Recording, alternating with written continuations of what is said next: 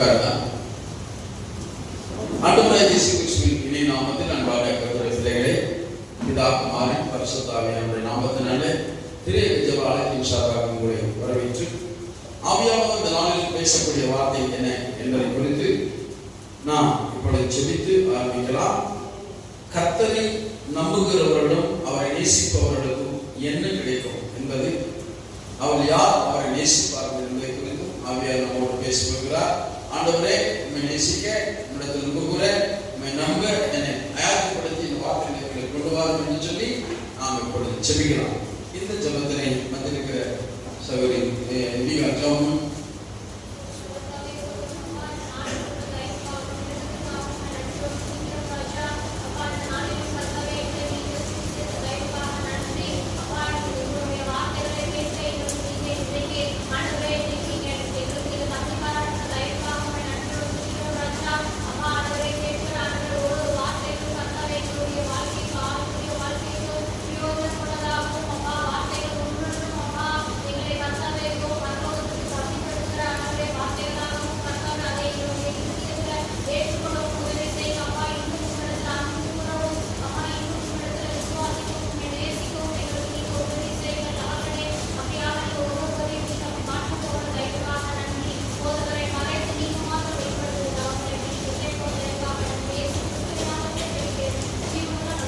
ஆமென் ஆமென். உட்காரலாம். வாசிக்கலாம். சங்கீதத்தின் புத்தகம் 5ஆம் அதிகாரம் 11ஆம் வசனம்.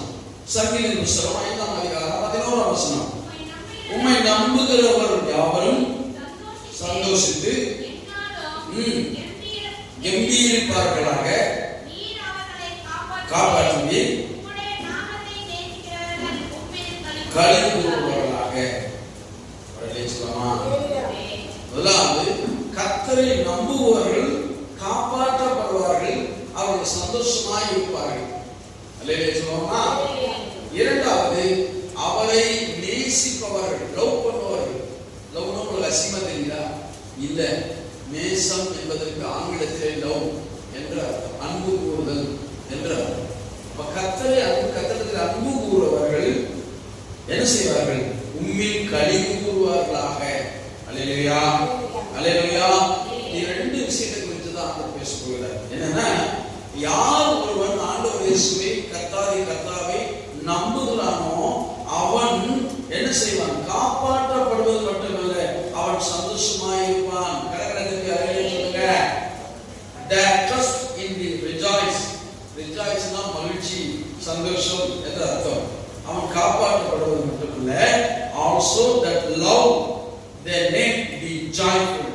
அப்படின்னா என்ன அர்த்தம்னா, joyful அப்படின்னா the greatest pleasure and feelings என்ற அர்த்தம்.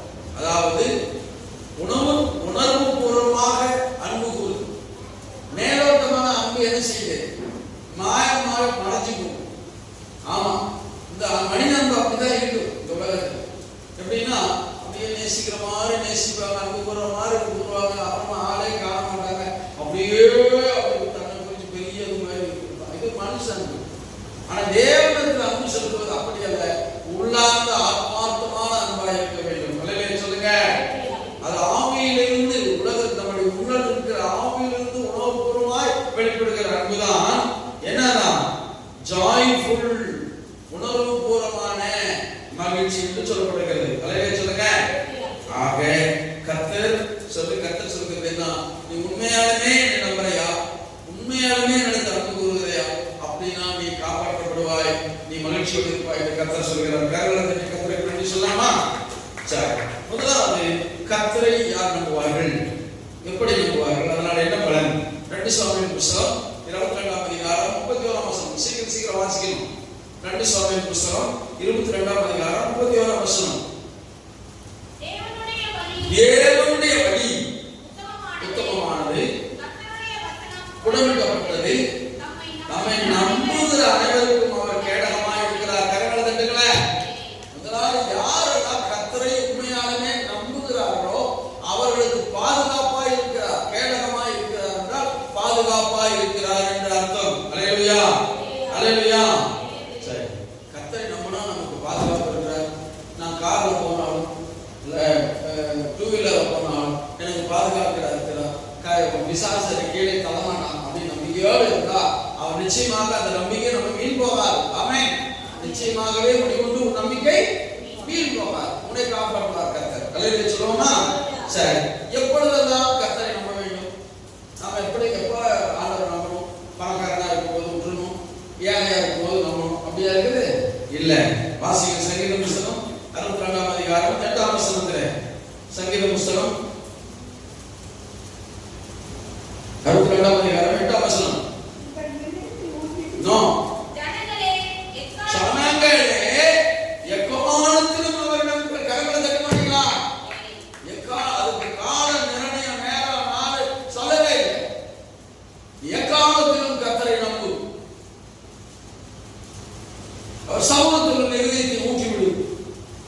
தேவன் உன்னை அடைக்கலமான பாதுகாப்பாக இருக்கிறார். அல்லேலூயா சொல்லுங்க. எக்காலத்திலும் எந்த சூழ்நிலையிலும், போக்கிலும், மரத்திலும், படுக்கையிலும், உணர்வு தூங்கும் பொழுதும், அந்த சொன்ன கனவிலும் கர்த்தரை நம்பிக்கையுள்ள காரியங்களோடு நாம் இருப்போமானால் அவருடைய பாதுகாப்பு, அவருடைய நம்ம ரட்சிப்பு, நம்மை நடத்துதல், நம்மை ஏந்துதல், நம்மை தாங்குதல் எல்லாம் அவர் செய்வார்.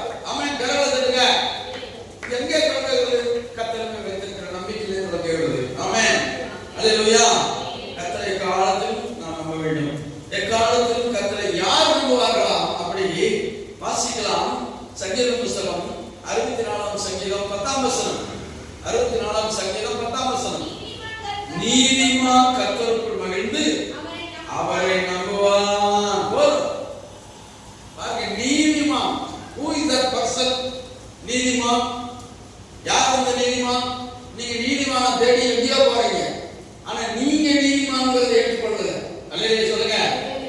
அல்லேலூயா சொல்லுங்க. நான் அடிக்கடி சொல்லுவேன், ஸ்கூல்ல யாரா பத்தினி அப்படின்னா கண்ணகி, மாதவி, அவ இவன் சொல்லும்போது ஓடி வாத்தியார் ஒரு கூட்டம், யாரா வீட்டுல இருக்கிறாமா, அக்கா, தங்கச்சி, அத்தை, இவங்கெல்லாம் இந்த பத்தினி இல்லையா அப்படின்னு கேட்டான் இந்த வாத்தியார்.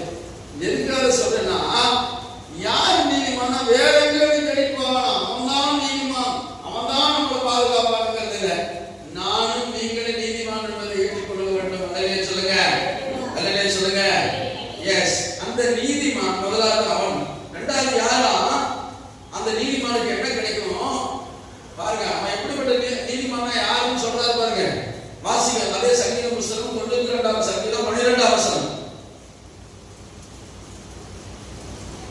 சங்கீதம் 92:12. நீதிமான் பாருங்க, நீதிமான் நம்புவான், நம்பி அவரோட மகிழ்ச்சியோடு இருப்பான். அந்த நீதிமான் யாருன்னா பனை போல செழிப்பான். வேற தண்ணிக்கலாங்க பணமரம் தனியாக ஊத்துறாங்களா? நீர் ஊற்றி பணமரம் வளர்க்குறாங்களா? வாழை மரத்தை வளர்க்கிறது போல மற்ற மரங்களுக்கு தென்னை மரத்தை கூட தண்ணி வைக்கணும். பணமரத்துக்காக தண்ணி வைக்கிறாரா? இல்ல. அந்த பணமரம் எப்படி வளர்ந்து படம் கொடுக்கிறது? அது விசுவாசத்திலே வளர்க்கிறது. கரங்களை தட்டுங்க. அதனால்தான் எவன் ஒருவன் நடக்க முடியாது என்பதை நடக்கும் என்று நம்புகிறானோ அவன் தான் நீதிமான். நல்லதே சொல்லுங்க. அந்த நீதிமான் தான் பனையை போல் செழிப்பான். அந்த நீதிமான் தான் கர்த்தரை நம்புவான். இந்த பணமரம் ஆண்டவர் வானத்தை பார்த்து நம்புது. ஆண்டவரே, நீ மரம் கொடுத்தா இன்னும் நான் நிறைய பணமரம் கொடுப்பேன், பணமோட கொடுப்பேன், தெலுங்கு கொடுப்பேன், ஏன் பணம் கொடுத்து கொடுப்பேன், நிறைய கொடுக்குறேன். அது வேஸ்டே கிடையாது. மனித வாழ்க்கையில வேஸ்ட்னா அது நாமளா தான் இருக்கும். ஏன்னா நம்ம கை இருக்குது, கை தட்டுறது இல்லை, வாய் இருக்குது, துதிக்கிறது இல்லை, பார்க்கறது இல்லை, அப்புறம் ஜெபிக்கிறது இல்லை, கண் இருக்குது, வேதத்தை படிக்கிறது இல்லை, கால் இருக்கிறது, அநேக ஆத்மாவை ஆதாயப்படுத்தி ஊழியம் செய்ய போறதில்லை. இப்படி வேஸ்டா நம்மளை ஆண்டவர் வச்சிருக்கிறார். ஆண்டவருக்கு நாம வச்சிருக்கிறோம். ஆனா அது கர்த்தரை நம்புகிறது. ஒரு பொருள் கூட வேஸ்ட் கிடையாது. கரங்களை தட்டி கர்த்தரை சொல்லுங்க. பனையை போல் நீதிமான் செழிக்கணும்னா நாம நீதிமான அந்த பனையை போல வாழ வேண்டும், வாழ கற்றுக்கொள்ள வேண்டும். ஆமென். அப்படி நம்பிக்கையுள்ளவன் தான் பணமரத்தை போல இருப்பான். ஆமென். இரண்டாவது ஒரு விஷயம், யார் கர்த்தரை நம்புவானா? சங்கீத புஸ்தகம் 115:11. சங்கீதம் 115:11. சீக்கிரம்.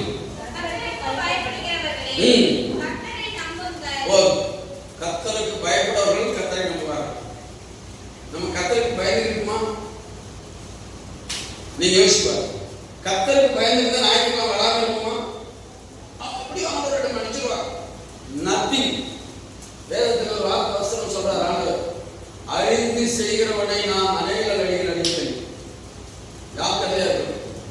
அறியாமல் ஒருவேளை நீங்கள் வராமல் இருந்தால் பரவாயில்லை.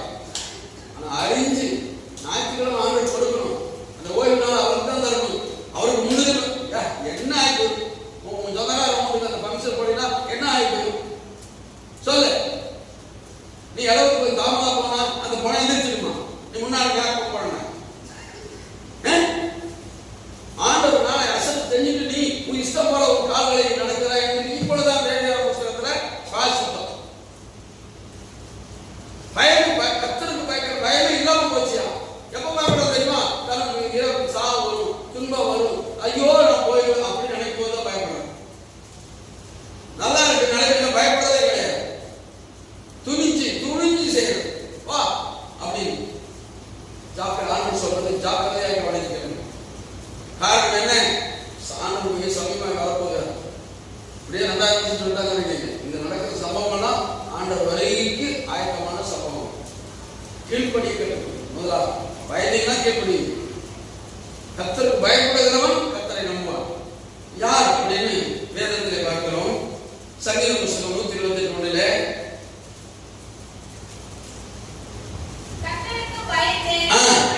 அவர் வழிகளில் நடக்கிறார். அவன் பாக்கியவான். பாக்கியம்னா ஆசீர்வதிக்கப்பட்டவன். முதல்ல கர்த்தருக்கு பயப்படணும், அவர் சொல்ல பேச்சு கேட்கணும், அவர் வழியில் நடக்கணும். அப்ப ஆசீர்வாதம். நீ என்னமோ உலகத்தில் இருக்கிறதெல்லாம் ஆசீர்வாதம் நினைச்சிட்டுனா உன்னை வர முட்டாள்கள் யாரும் இல்லை. நான் உண்மையை சொல்லுவேன். நான் எவ்வளவு சம்பாதிச்சாலும் எவ்வளவு பண்ணாலும் இதெல்லாம் ஒண்ணு இல்லதே போகாமடான்னு கொடுத்து ஆண்டவர் பிள்ளைங்க யாராவது கஷ்டப்பட கொடுப்பேன். நானும் என் மனைவி அப்படிதான் செஞ்சோம். ஆனா நீங்க ரொம்ப கர்த்தருக்கு பயப்படுறதில்லை. சம்பளம் போறது வர்றது, ஞாயிற்றுக்கிழமை ஒரு கூட்டணி அமைச்சிருக்க எங்கேயாவது போய் சுத்துறது, இதுதான் மக்களுக்கு வந்து வேலையா போச்சு.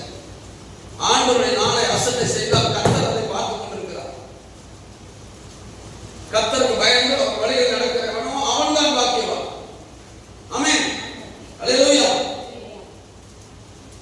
சரி, இன்றைய கிறிஸ்தவர்கள் எப்படி இருக்கிறார்கள் அதே மாதிரி பார்ப்போம். வாசிக்கிற சங்கீத புத்தகம் 118:8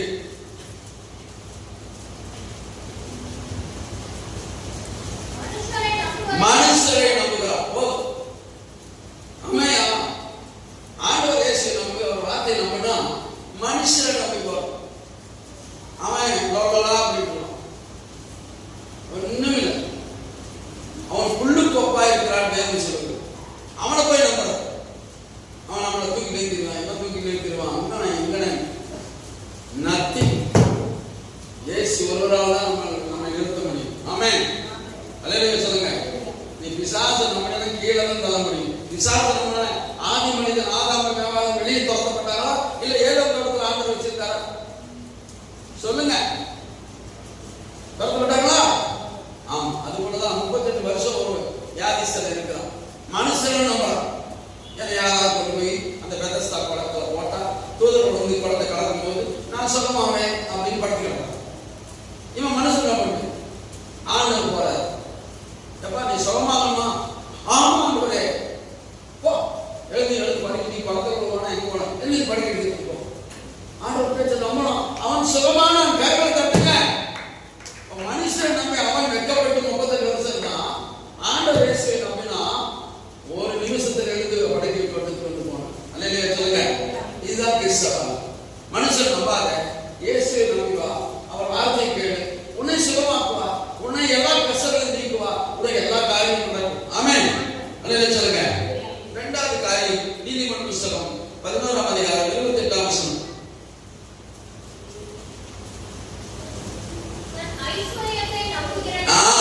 விழுவா போதும். நிறைய பேர் கவனமா கேட்க. நம்ம சம்பாதிக்கிற சம்பாத்தியம், நம்ம கட்டுற வீடு, வாங்கின பொருள், அது ஆடம்பர பொருளா இருந்தாலும் வேற எந்த பொருளா இருந்தாலும் நீ அப்படியே விட்டுதான் போயாலும். நீ ஆண்டு எடுத்து போவியா? உன்னால முடியுமா? அதை எடுத்துக்கலாம்னு சொன்னாரா? கிறிஸ்துவுக்குள் மரித்தவர்கள் முதலாவது எழுந்திருப்பார்கள். உயிரோடு நாம் இருக்கிற நாம் அவரை எதிர்கொண்டு போவோம் என்று சொல்ல கூட்டு வரலாம். அல்லேலூயா சொல்லுங்க. இதுதான் நான் வார்த்தை. நீங்க ஐஸ்வர்யம் வந்து நம்புறது இல்லை. காரணம் என்ன? எனக்கு பணம் இருக்குது, எனக்கு பொருள் இருக்குது, நகை இருக்குது, நட்டு இருக்குது. சில பேர் நிறைய கால்குலேட்டிங். இதை பண்ணனா இன்னொரு நகையை சேர்க்க முடியும், அதை பண்ணனா இன்னொரு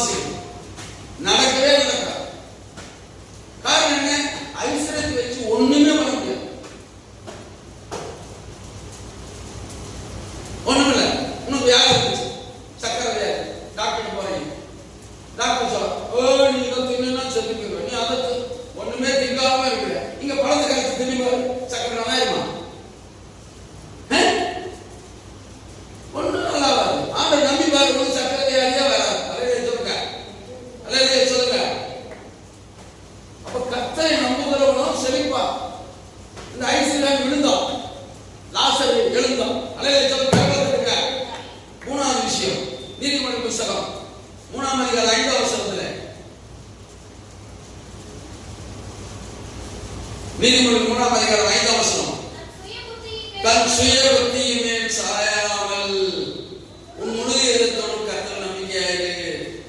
நிறைய பேருக்கு யாரையும் குறிப்பிட்டு சொல்ல, எல்லாரும் எண்ணெய் எடுத்துக்கிறேன். நான் என்ன படித்தேன்? பிஏ படித்தேன், எக்கனாமிக்ஸ், ஆடிட்டிங் கோர்ஸ் சிஏ படித்தேன், ஆடிட்டிங் வேலை பார்த்தேன். ஆனால் நான் ஒரு நாள் அதை பெருமையாக நினைச்சதே எனக்கு உண்மையாலுங்க. ஆண்டவர் வேதத்தின்படி நான் சொல்றேன், நான் பெருமையாக நினைக்கிறதே இல்லை. பேலன்ஸ் ஷீட் போடுவேன். இன்னைக்கு இன்கம் எக்ஸ்பென்ஸ் எனக்கு மறக்கல, இன்னைக்கு நான் பேலன்ஸ் ஷீட்டை மறக்கல, இன்னைக்கு ட்ரேடிங் ரிப்போர்ட் மறக்கல, இன்னைக்கு ப்ராஃபிட் லாஸ் ரிப்போர்ட் மறக்கல, இன்னைக்கு கான்ட்ராக்ட் எப்படி போடுறது மற்றவங்களுக்கு சொல்லிக் கொடுக்க முடியும். ஆனால் அதை நினைக்கிறேன், எனக்கு கொடுக்கப்பட்ட பணி முடியும். அன்னைக்கும் வேலையில் இருக்கும்போது சரி, இன்னைக்கு இருக்கும்போது அதை செய்து முடித்து போகணும். அது எவ்வளோ பேர் வராங்க போறாங்கிறதுல இல்லை. ஆண்டு ஒழிப்பு செய்யறேன்னா, விட்டு போடாமல் இருக்கிறேன்னா, ஆண்டரை முன்னாடி இருக்கிறான், இதுதான் என்னுடைய வேலை. இந்த வேலையை சரியாக செய்வதற்கு தேவன் என்ன செய்திருக்கிறார்? இந்த புத்தியை கொடுத்திருக்கிறார். அல்லது சொல்லுவோமா, இந்த புத்தியை வச்சுக்கிட்டு நீ ஆண்டவர் நம்பாம நான் அதை படி கொடுவேன், இதை படி கொடுவேன், அப்படி ஆயிடுவேன், இப்படி ஆயிடுவேன், ஒண்ணுக்குள்ள நத்திங் ஒன்னும் செய்ய முடியாது. ஆண்டுடைய பிள்ளையே, உன் சுய புத்தியின் மேல் சாருகிறவன் கர்த்தரை நம்ப மாட்டான். கர்த்தரில் நம்பிக்கையாய் இருப்பவனே கர்த்தருடைய ஆசீர்வாதத்தை பெற்றுக் கொள்வான். அல்லேலூயா சொல்லுவோமா. அடுத்தது யோபின் புத்தகம் 24வது காரியம் 27ஆம் அதிகாரம் 8ஆம் வசனம். யோபின் புத்தகம் 27:8. சீக்கிரம். வைத்திருந்தாலும் ஆத்துமாவை எடுத்துக் கொள்ளும் போது அவன் நம்பிக்கை என்ன கேட்கறாத ஒரு கேள்வி. நீ நம்முடைய எதை பொருளை சேர்த்த, நிறைய பொருளை சேர்த்துவோம். ஒரு சூழ்நிலை ஆசீர்வாதமாக இருந்தால் அந்த பொருள் தங்கும். அவனுடைய ஆசீர்வாதம், அந்த ஆசீர்வாதம் அவனுடைய இல்லைன்னா அந்த பொருள் விற்கப்படும். ஆமென். அல்லேலூயா சொல்லுங்க. அப்போ ஆண்டவர் மேல் வைத்த நம்பிக்கைப்படி சேர்க்கிற பொருள் ஆசீர்வாதமா இருக்கும். ஆமென். புரியுதா உங்களுக்கு? அந்த ஆசீர்வாதம் நிலைத்திருப்பதற்கு கர்த்தரை நம்ப வேண்டும். ஆமென். இல்லைன்னா என்ன செய்யும்? அது நம்ம விட்டு பறந்து போயிடும். ஆமென். ஆமென். அதுக்கு உதாரணம் அந்த நேரத்தில் ஒரு மனுஷன் ஒரு காரியம் சொல்லப்பட்டிருக்கிறது, மாயக்காரன் என்று. அது ஆங்கிலத்தில் வேத புத்தகம் படிச்சு பாருங்க. ஹைப்போக்ரைட் என்று சொல்லுவோம். ஹைப்போக்ரைட் அப்படின்னா என்ன தெரியுமா? பக்தியின் வேஷம் போடுபவன் என்றார். அல்லேலூயா சொல்லுங்க. நீங்க தெரிஞ்சுங்க, நீ பெரிய யாரையும் குறிப்பிட்ட பெரிய டிவி, பெரிய ஊழியர் சொல்லி பல லட்சம் பல ஆயிரம் கோடி சம்பாதிச்சு அதை அப்படி பண்ணிட்டு பத்தா பண்றவன் பெரிய, நீங்க என்ன நினைக்கிறீங்க? பெரிய ஊழியக்காரன் நினைக்கிறீங்க? இல்லவே இல்லை. நான் ஒரு ஐயாவை சொல்றேன், அவர் போய் குடிமையா பாரு. அவர் 30 வருஷம் மேலே என்ன எப்படியாவது ஒரு உதவி அவருக்கு செஞ்சுட்டு அவரால் வர முடியல, நானும் அவரை பார்க்க முடியும். அதனால அந்த குடிமையாமல் கிராமத்தில் 7 ஊழியக்காரர், ஒருவேளை சாப்பாடு 2 வேளை சாப்பாடு உண்மாங்க சந்தை. ஆனா அந்த மாதிரி ஊழியக்காரர் செய்யறாரு, 10 பேர்த்தையாவது வச்சு, அதுதான் உண்மையான ஊழியம். அல்லேலூயா சொல்லுங்க. எந்த சூழ்நிலையும் கர்த்தரை தேடி அதை ஊழியத்தை செய்கிற எளிமையான ஊழியக்காரன் தானே உண்மையான ஊழியக்காரன். நீங்க நினைச்சிருக்கீங்க பத்தா பண்றவங்களா ஊழியக்காரா, அவன் போனா எல்லாமே வாரி கொடுத்துவார் ஆண்டு நினைக்கிறீங்களா? அவனெல்லாம் மாயக்காரன். மாயக்காரன் தெரிஞ்சுக்க. ஹைப்போக்ரைட், பக்தியின் வேஷத்தை தரிப்பவன். பிசாசு கூட என்ன சொல்லிருக்கு? பக்தியின் வேஷத்தை தரித்துக் கொள்ளும். சக்கரையாருக்கு நீங்க தெளிந்த புத்தியுள்ளவர்களாக வேதம் சொல்லுகிறது. எஸ், அதனாலதான் அப்படி வேஷம் தரிக்கிறவனை நீ போனேன்னா, அடுத்தது 9ஆம் வசனத்தை வாசிமா. ஆமா, இந்த ஏமாற்றுக்காரங்க நம்பி போறவனுக்கு ஆபத்து வரும் பொழுது கேட்பாரோ? பாருங்க, நிச்சயமா கேட்க மாட்டார். உண்மையான பக்தியுள்ள ஒரு தேவ ஊழியருடைய ஊழியத்தில் நீ பங்கு பெற்று அதன் காரியங்களில் நீ இருப்பாயானால் நிச்சயமாக தேவனுடைய சத்தத்தை கேட்பார். அல்லேலூயா சொல்லுங்க. சும்மா டுபா நம்பிக்கை போயிட்டு அமாவாசைக்கு போனீங்கன்னா எல்லாமே நடக்குது. இது எவ்வளோ அமாவாசையில சொல்லுங்க. ஆண்டவர் அமாவாசை கூட்ட வச்சாரா? அமாவாசை கூட்ட வச்சாரா? விசாரிச்சு அன்னைக்கு போகுமா? உன் பாவம் அன்னைக்கு தான் கழியுமா? எப்படி நம்ப வேண்டும் என்பதற்கு திட்டமாய் சொல்லுகிறார். அதுக்கு யூதாஸ் கரியர் தான் ஒரு உதாரணம். மற்ற சீசர்களை பாரு, கர்த்தருடைய வார்த்தையை கேட்டு மறுதலித்து வேதனை கூட திரும்பி பார்க்கும் பொழுது மனம் திரும்பி ஆண்டவருக்காய் வாழ்ந்தான். யூதாஸ்கரிய சொத்து சேர்க்கணும்னு 30 வெள்ளி காசுக்காக என்ன செய்தான்? தன் வேஷம் போட்டான், பக்தியின் வேஷம் போட்டான். அவன் கற்பனை செய்து கொண்டான். அல்லேலூயா சொல்லுங்க. அப்போ இந்த காரியம் எல்லாம் வேஷதாரிகளுக்கு தான் கிடைக்கும். சாக்கடையாக நம்ம போவோம். ஆமென். அதனால கர்த்தர் நம்மை பார்த்து கேட்பது என்ன தெரியுமா? வாசிக்கலாம். யோபின் புத்தகம் 4ஆம் அதிகாரம் 6ஆம் வசனம்.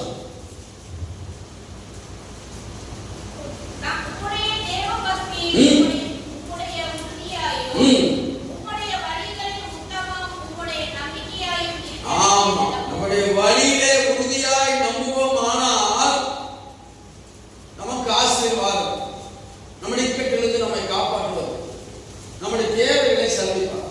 இதுதான் அந்த நம்பிக்கையில உறுதியாயிருங்கள் என்று வேதம் சொல்கிறது. அல்லேலூயா சொல்லுவாமா? கர்த்தரை நம்புவது என்ன செய்வான்? அடுத்து பாருங்க, அந்த கர்த்தரை நம்புவன் என்ன செய்வான்? சங்கீதம் புத்தகம் 37:3.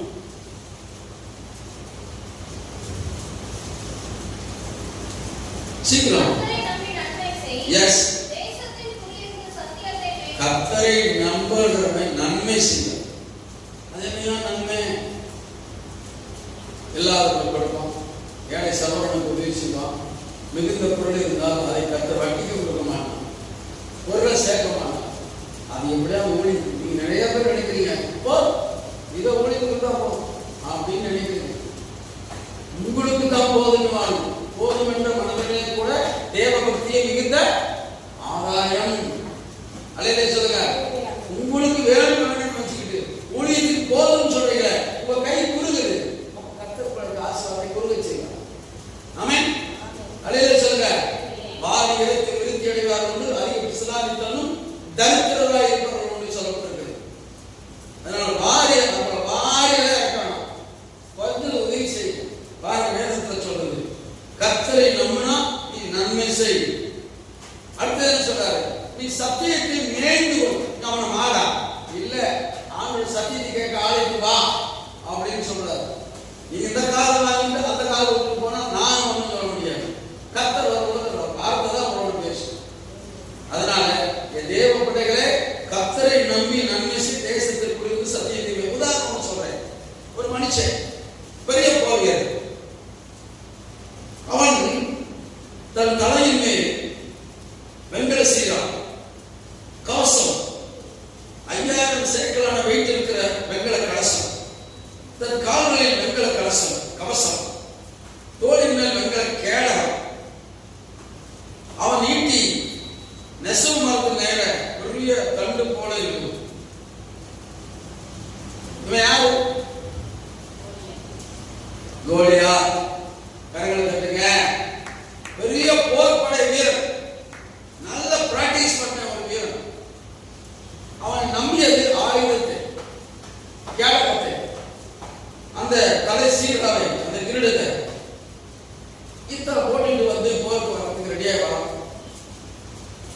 இவன் தன்னை நம்புறான், தன் போர் படை பயிற்சி நம்புறான், தன் போட்டிருக்கிற அந்த பாதுகாப்பான அரண்களை நம்புறான். ஆனா அவனை ஜெயிக்கிறவன் யாரு? தாவீது. எதை நம்புறாங்க? 1 சாமுவேல் புத்தகம் 17ஆம் அதிகாரம் 37ஆம் வசனத்தை வாசிங்க.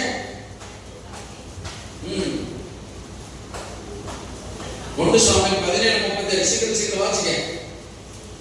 இன்னும் தாவீது என்னை சிங்கத்தின் கைக்கும் கரடியின் கைக்கும் தப்புவித்த கர்த்தர். அல்லேலூயா சொல்லுங்க. என்னை யாரு தப்புவிச்சார்னா, நான் கர்த்தரை நம்பினேன், இவன் இந்த மிருக ஜீவன் வந்து என்னை தப்புவித்தான்.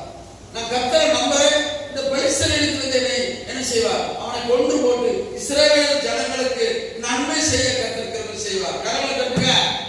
இந்த கர்த்தரை நம்புகிறவர்கள் எந்த அவர்கள் ஆண்டவரை நம்பினால்தான் ஜெயம் கிடைக்கிறது. இது மூலமாக சொல்லப்பட்டிருக்கிறது. ஆமென்.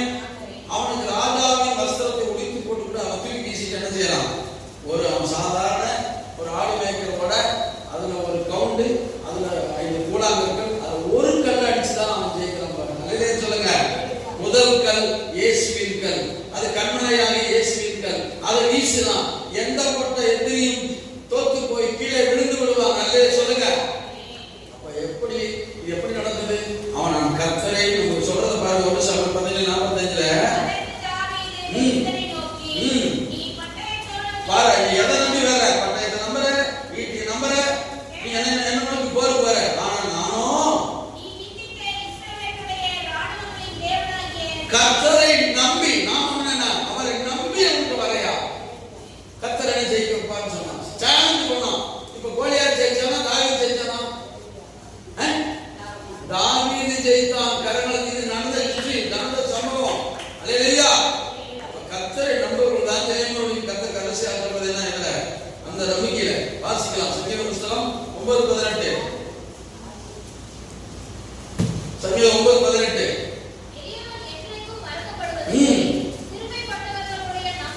ஒருபோதும் கெட்டு போவதில்லை. அல்லேலூயா, அல்லேலூயா. நம்பி வந்தேன் ஏசையா, நான் நம்பி வந்தேனே, இப்போ சரணம் சரணம் சரணம் ஐயா, நான் நம்பி வந்தேனே. நம்பி ஆண்டத்தில் வரும்பொழுது நமக்கு நன்மையானது கிட்ட செய்ய தேவன் காத்திருக்கிறார். அந்த நம்பிக்கையிலே உறுதியாயிருப்பேன். கரங்களை தட்டி கர்த்தருக்கு சொல்லுமா. அடுத்து இரண்டாவது விஷயம், கர்த்தரை நேசிப்பவர்கள், அன்பு கூறுபவர்கள் யார்? வாசிக்கலாம். யாத்திராகமம் 20ஆம் அதிகாரம் 6ஆம் வசனம். யாத்திராகமம் 20ஆம் அதிகாரம் 6ஆம் வசனம். என்னிடத்தில் அன்பு கூர்ந்து கை கொள்ளுகிறவர்கள் தான் அவரிடத்தில் அன்பு கூற முடியும். ஆமென். யார் ஒருவர் கர்த்தருடைய வார்த்தையை சத்தியத்தை கை கொள்ள வேண்டும் என்று நினைக்கிறார்களோ அவர்கள் தான் தேவனிடத்தில் அன்பு கூறுவர்களாக இருப்பார்கள். அன்புக்கு ஏற்கனவே சொன்னேன், மனுஷ அன்பு அல்ல, இது தேவனுடைய அன்பு. அது ஃபீல், உள்ளத்தின் ஆழத்திலிருந்து வருகிற அன்பா இருக்கும். ஆமென். சில பேர் பேசப்படுவோம், காரியம் பேசப்படுவோம், அல்லது காரியம் இல்லைன்னா கூட நான் அன்பு கூறுகிறேன், உன்னை நேசிக்கிறேன் அப்படிம்பாங்க. ஆனா பாத்தீங்கன்னா அவங்க வந்து திரும்பி, அதாவது எப்படின்னா அப்படியே அந்த அன்புக்கு விளையே போயிட்டாங்க, போயிட்டு போங்க. ஆனா ஆண்டவருடைய சீக்கிரம் இப்படி விளைய போனா உங்களை எப்படி ஆண்டவர் ஆசீர்வார்? யோசிச்சு பாருங்க. தேவனுக்கு அன்பு கூறுவன் சத்தியத்தை கை கொள்வான். யார் சத்தியத்தை கை கொள்கிறாரோ அவனே தேவனுக்கு அன்பு கூறுவனாக இருப்பான். இதுதான் விஷயம். இந்த லாஜிக் டைம்ஸ் புரியுதா உங்களுக்கு? தேவ சத்தியத்தை கீழ்ப்படுகிறவன் தேவனுக்கு அன்பு கூறுவனாய் காணப்படுவான். ஆமென். அல்லேலூயா, அல்லேலூயா சொல்லுங்க. அடுத்து கற்பனைகளின் பிரதானதாக எது சொல்லுங்க. மனப்படமாக வச்சிருக்கீங்க, சொல்லுங்க. கற்பனைகளின் பிரதான கற்பனை எது? அது இரண்டாவது, தேவனாகிய கர்த்தருக்கு முழு இதயத்தோடும் முழு ஆத்மாவோடும் முழு மனதோடும் அன்பு கூறுவாயாக. இரண்டாவது, அதுக்கு ஈக்குவலான கற்பனை எது? உன்னிடத்தில் அன்பு கூறுவது போல பிறரிடத்திலும் அன்பு கூறுவது. இதாயா அதுல சொல்றார் ஆண்டவர். இதுல நியாயப்பிரமாணம் முழுசுமே நிறைவேறி இருக்கிறார். கர்த்தருக்கு அன்பு கூறுவதில் நீ நியாயப்பிரமாணம் மோசே கொடுத்தாங்க கட்டளைகள் எல்லாமே நிறைவேறிச்சு. இது ரெண்டு போதும் வாழ்க்கையில பக்திமானா இருப்பதற்கு, ஆவிக்குரிய வாழ்க்கை வாழ்வதற்கு சொல்றார். காரணம் கர்த்தருக்கு நன்றி சொல்லலாம். அல்லேலூயா, அல்லேலூயா. சங்கீதக்காரன் தாவீது சொல்றான், சங்கீதம் 18:1, என் பலனாகிய கர்த்தாவே உம்மில் அன்பு கூறுவேன். சங்கீதம் 18:1. அன்பு கூறுவேன். அப்படி அன்பு கூர்ந்தால் என்ன நடக்கும்? அதே 18:6 வாசிமா. எனக்கு உண்டான நெருக்கத்திலே கர்த்தரை நோக்கி கூப்பிட்டேன், என் தேவனை நோக்கி அபயமிட்டேன். தமது ஆலயத்திலிருந்து என் சத்தத்தை கேட்டார், என் கூப்பிடுதல் அவர் சன்னதியில் ஏறிட்டு சொல்லுங்க. அப்போ கர்த்தரிடத்தில் அன்பு கூறுவர்களுக்கு தான் அவர்கள் கூப்பிடும் பொழுது கர்த்தர் செவிமடுத்து கேட்டு அவருடைய ஆபத்திலிருந்து தப்பிப்பார். இல்லையா சொல்லுங்க. சும்மா மேலாட்டமா அது என்ன சொல்லுவாங்க, இந்த நீர் வந்து தழும்புவது போல அப்படி மேலாட்டமா அன்பு கூறுனா நமக்கு ஒண்ணும் கிடைக்காது. கதறினாலும் கர்த்தர் கேட்க மாட்டார். நீங்க ஒண்ணு தெரிஞ்சுங்க, கதறினாலும் கேட்க மாட்டார். நீ உண்மையா அன்பு கூறுனா அவரோட சத்தியத்தை கொள்ளுங்க, சத்தியத்தை கீழ்ப்படுவ, தேவனுக்கு பயந்து அவர் வழி நடப்ப. நீ உண்மையான அன்பு கூறலைனா ஸ்தோத்திரம்.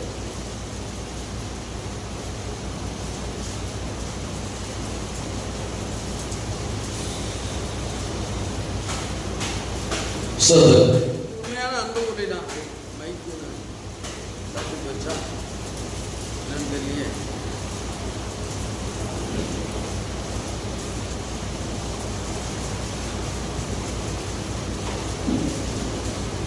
உண்மையான அன்பு கூறலைனா என்ன செய்ய மாட்டேன்? என்ன செய்ய மாட்டேன்? கர்த்தருக்கு உங்களுடைய சத்தத்தை கேட்க மாட்டேன். ஆமென். அல்லேலூயா, அல்லேலூயா. கர்த்தர் எப்படிப்பட்டவர்? அவர் தேவனுடைய குமாரனாய் இருந்தால் அதை கொள்ளையாடினான் பொருளாய் எண்ணாமல் அவரை விசுவாசிக்கிறவன், அவரை யார் விசுவாசிக்கிறானோ அவன் கெட்டு போகாமல் இருப்பதற்காக நம்ம தேவன் பூமியிலே நம்மை அன்பு வைத்து வந்தார் என்று சொல்லப்பட்டிருக்கிறது. கரங்களை தட்டி சொல்லலாம். ஆமென்.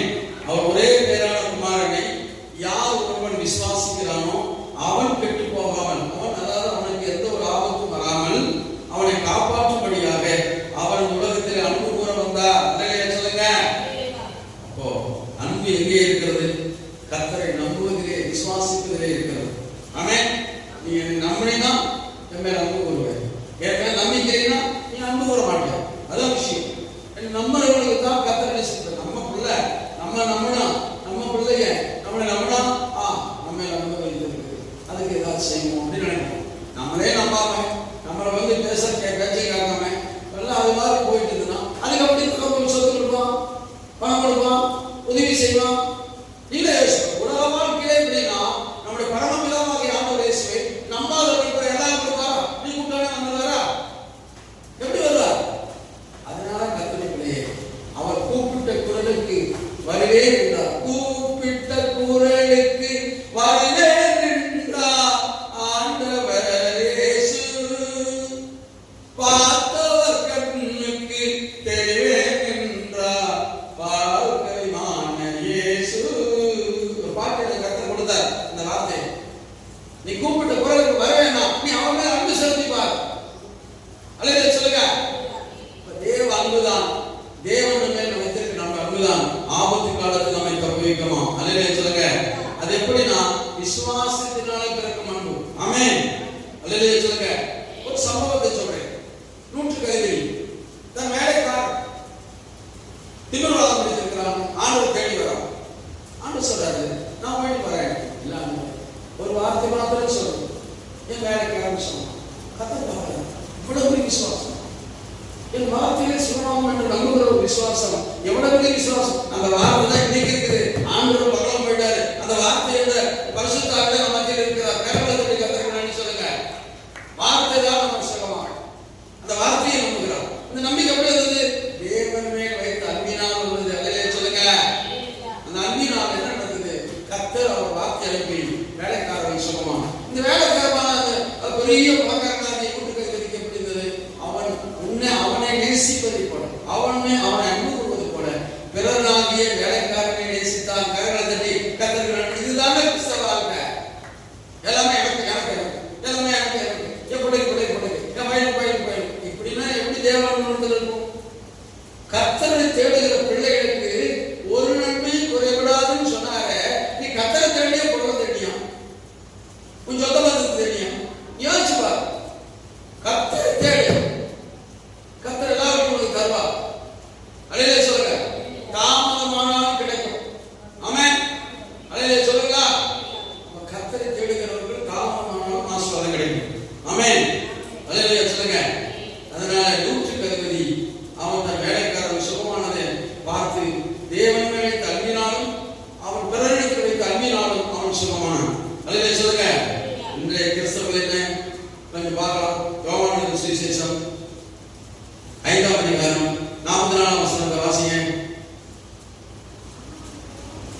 யோவான் சுவிசேஷம் 5ஆம் அதிகாரம் 44. சீக்கிரம். தேவனாலே மாத்திரம் வருகிற மகிமையை தேடாமல், தேவனாலே வருகிற மகிமையை தேடாமல் ஒருவன் ஒரு மகிமையை கேட்டுக்கொள்கிற அது மற்றவன்.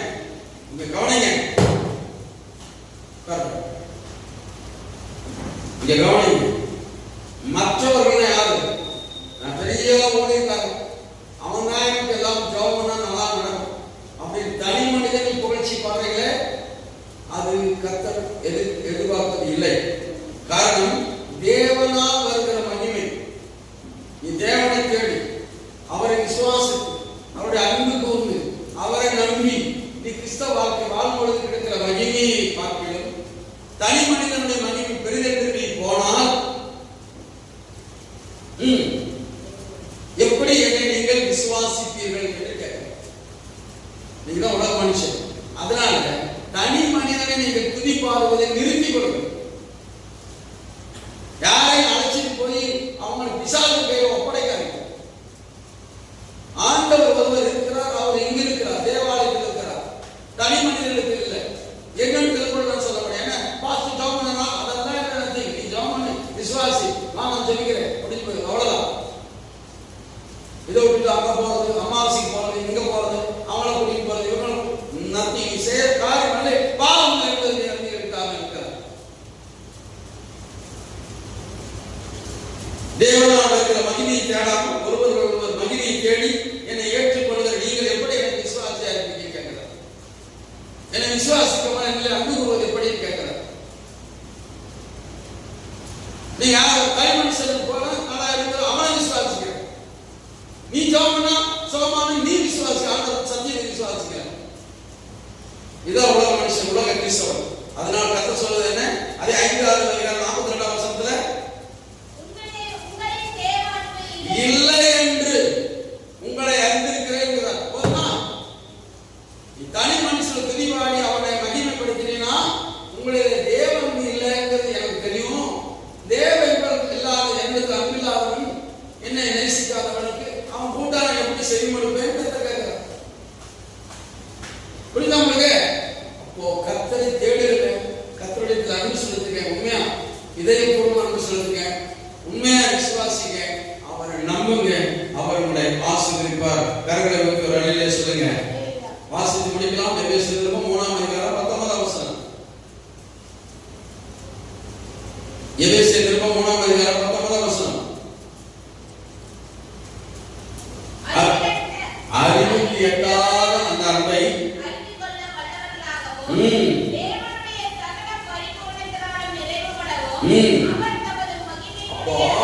அறிவு கிட்டாத அன்புதான் நம்மளை பரிபூர்ணம் அடைய செய்கிறது. அல்லையே சொல்லுங்க. ஒரு மாம்பழம்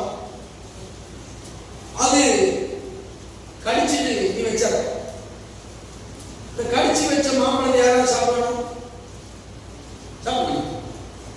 முழு மாம்பழத்தை சாப்பிடணும், கடிச்சு வச்ச மாம்பழம் சாப்பிடணும். சொல்ல மாட்டேங்கிறீங்க. முழு மாம்பழம் அது பரிபூர்ணமான மாம்பழம். மூத்த கிடைக்கிறது தான் சொல்ல முடியும்.